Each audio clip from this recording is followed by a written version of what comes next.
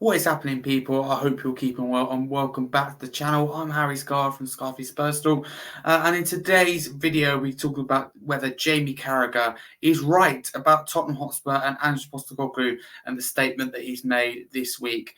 So do stay tuned to the very end to get my thoughts. Very keen as well to get your thoughts on this. I'll try and give a fair, balanced view. But if you're first time here, don't forget to smash that subscribe button. It's free to do so, and it ultimately helps the channel and the podcast grow to get to 2K. That would be massively appreciated. Smash the like button, get involved with the comments, and turn the notifications bell on to keep up to date with all my content 24/7. And check the comments as well and description for channel merch for just £25, available until the 14th of April.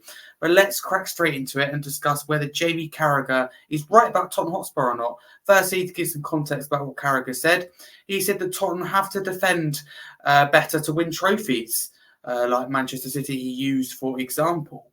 So here's the words that he used. He said, "What people forget about Pep's football is his team's always the best defensively, or certainly one of the best. My worry is how Tottenham concede many goals." He went on to say that has to change.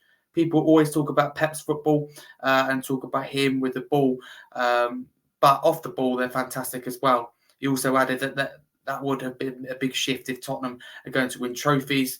And with Tottenham conceding 43 goals this season, the highest amount in the top 6 teams, I think Carragher's point, certainly for me, is justified.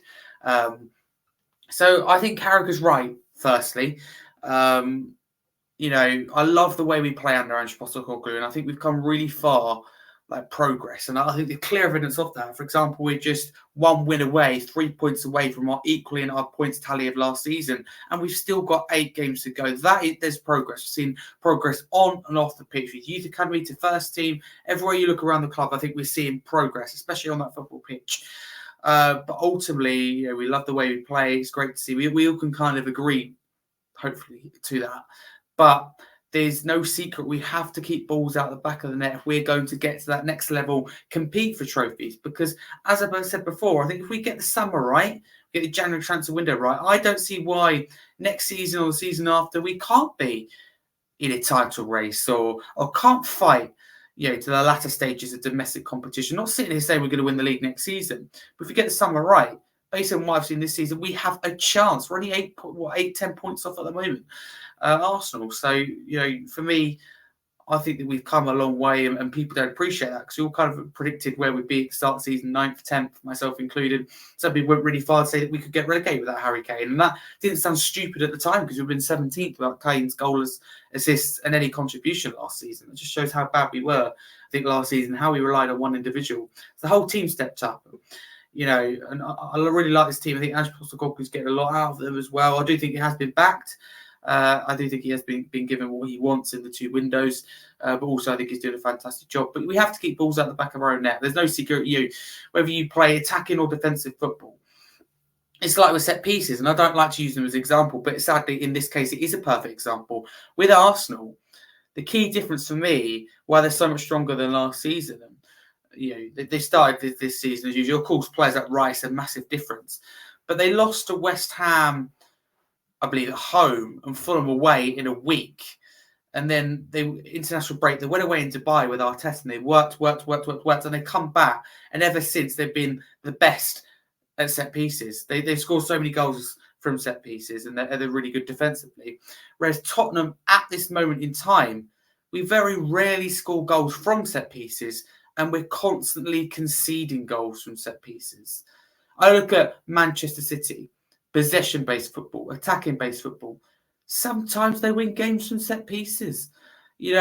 However you play, set pieces, your free kicks, your corners, your throws are a very key part of the game, not just for small teams. I think we've seen clear evidence of that. I think you ask Pep Guardiola or Jurgen Klopp or Mikel Arteta, they would tell you how. So I love Ange Postecoglou, but you've got to improve set pieces. I believe that Mike Jeddick and Ryan Mason on set pieces, in particular defensively, they're still in a living at the moment for me. We had to keep the set piece coach under Antonio Conte. He was we had, in particular, going forward, but also defensively we improved. So for me, a lot of people say to me, Harry, what is Ange Postecoglou's biggest problem at Tottenham? For me, it's defending set pieces. Because counter-attacks I don't worry about, because you have Van der Ven. And you're always going to be vulnerable to counter-attacks. But set pieces, like West Ham, for example, would come away with 3 points if it weren't for set pieces. No disrespect to them, but they're good going forward, but they're vulnerable defensively and they're for the taking. So we could have turned 1 point into 3 if it was for defending set pieces. But let me know, as always, what you think in the comments below. Is Jamie Carragher right in terms of basically Tottenham can't win a trophy until they defend better? As he said there, Manchester City, Liverpool, Arsenal, 3 best teams in England right now, whether you like it or not. And for me, there also it's a huge gap. There's a gap, from the 3 below. I think we've seen that. I think the only way of closing the gap is improving defensively. All 3 of those teams defend well. City don't rely on their defense, but they're defensively sound, solid from set pieces. You don't see them concede goals where they shouldn't concede. So that for me is what we changed. I think Jamie Carragher is right. If you are new to the channel, don't forget to smash that subscribe button. Let me know what you thought of this special video. Hope we get to 2K. It'd be massively appreciated. Smash the like button. Turn the notifications bell on to keep up to date with all my content 24/7. That's England, Premier League and Tottenham content. As always, get involved with the comments. But if you are keen on supporting me and my work even more with the channel, go check out channel merch. Very high quality channel merch. Give you the quality you deserve for an affordable price. Of just £25. I negotiate long and hard to bring that price down to the lowest possible of £25. It's available until the 14th of April, so check the comments and description for that. And check out Premier League show every Wednesday night.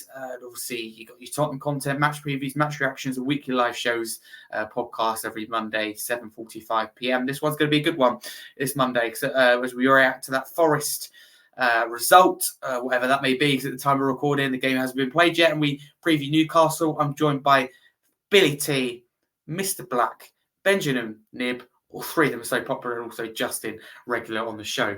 But for now, as always, come on, you Spurs.